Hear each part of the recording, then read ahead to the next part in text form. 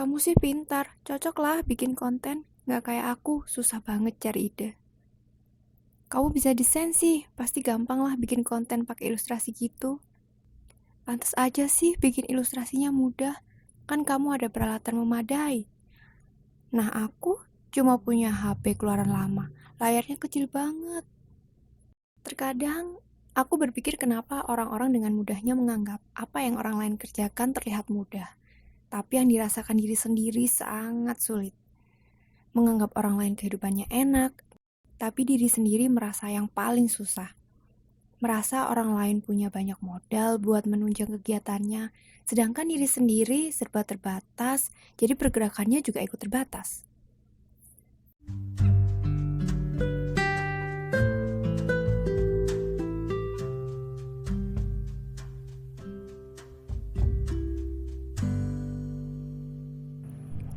Hai teman-teman semuanya, Assalamualaikum.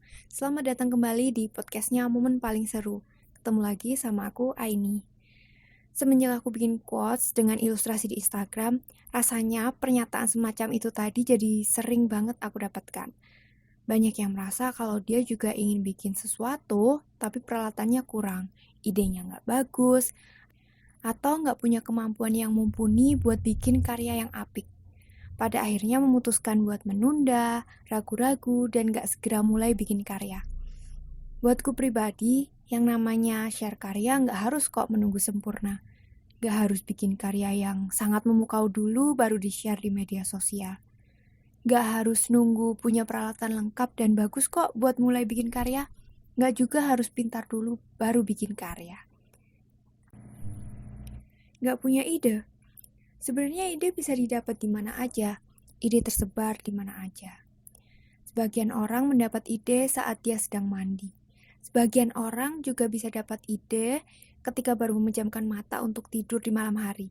Dan sebagian lainnya mendapat ide saat menikmati keheningan malam sambil mendengarkan suara hujan yang belum kunjung berhenti. Mereka mendapat ide saat berada dalam kondisi rileks dan santai. Tapi beberapa orang lainnya malah lebih cepat dapat ide saat sudah mendekati deadline dan dalam kondisi terdesak. Harus dipaksa untuk mempelajari sesuatu yang baru, membaca sebuah artikel di internet, mendengar percakapan orang lain, atau saat mereka berusaha mengamati keadaan sekitar. Sekarang tinggal direnungkan aja, kamu lebih mudah dapat ide ketika dalam kondisi rileks atau terdesak. Tapi kan karyaku masih jelek. Salah satu kalimat yang sering banget aku dapetin adalah kalimat ini.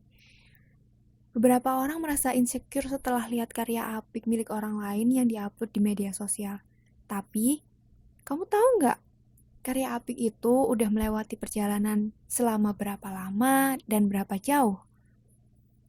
Bisa aja kan orang tersebut memutuskan untuk upload karyanya saat dia masih baru belajar, saat karyanya masih perlu banyak perbaikan. Saat karyanya masih jauh dari kata sempurna. Ya walaupun sebenarnya kesempurnaan dalam berkarya itu nggak ada.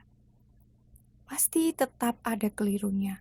Ada yang perlu direvisi, ada yang perlu diperbaiki, dan yang pasti perlu terus upgrade ilmunya. Hari demi hari, karya orang tersebut yang diupload di media sosial berkembang seiring berjalannya waktu. Lebih luas, lebih apik, sampai akhirnya membentuk sebuah ciri khas yang bisa dikenal banyak orang.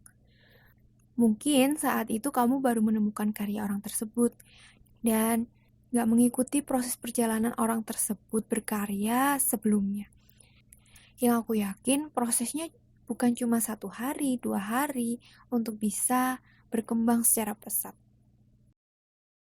Tapi kan aku gak punya alat yang menunjang dan gak punya alat yang canggih.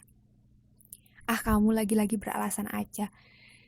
Aku jadi ingat sama salah seorang teman yang mengerjakan tugas desain di warnet depan sekolah.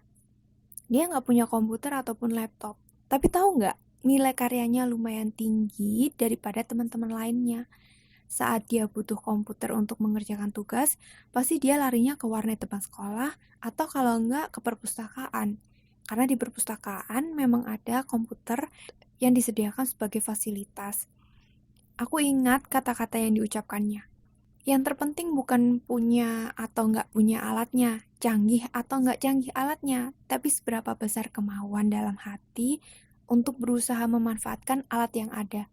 Pakai apa yang ada, maksimalkan dari apa yang dipunya. Kalau nggak ada alat, masih bisa berusaha dengan cara lain, misalkan dengan pinjam atau sewa kalau memang ada budget lebih. Setelah skill berkembang, bisa menghasilkan uang dari skill tersebut dan mampu upgrade alat, silahkan aja upgrade alat yang canggih. Alat bantu hanya akan jadi alat bantu yang nggak membantu pekerjaan kita kalau kemauan dalam hatinya juga nggak ada. Jadi buat teman-teman yang mau mulai berkarya tapi masih banyak alasan, mulai sekarang, mulai aja dulu, dan coba semampu yang kita bisa. Jangan menunggu sempurna dulu, baru berkarya dan share di media sosial. Aku tahu kok, melakukannya nggak semudah ketika aku berbicara. Tenang aja, semua butuh proses. Setiap proses butuh waktu. Dan mungkin waktumu untuk berproses nggak secepat yang kamu mau dan nggak sama seperti orang lainnya. Nggak apa-apa, tapi tetap semangat buat berkarya. Jangan lupa juga bagikan podcast ini ke teman-temanmu yang sedang butuhkan. Semoga bermanfaat dan sampai ketemu lagi di podcast selanjutnya. Assalamualaikum warahmatullahi wabarakatuh.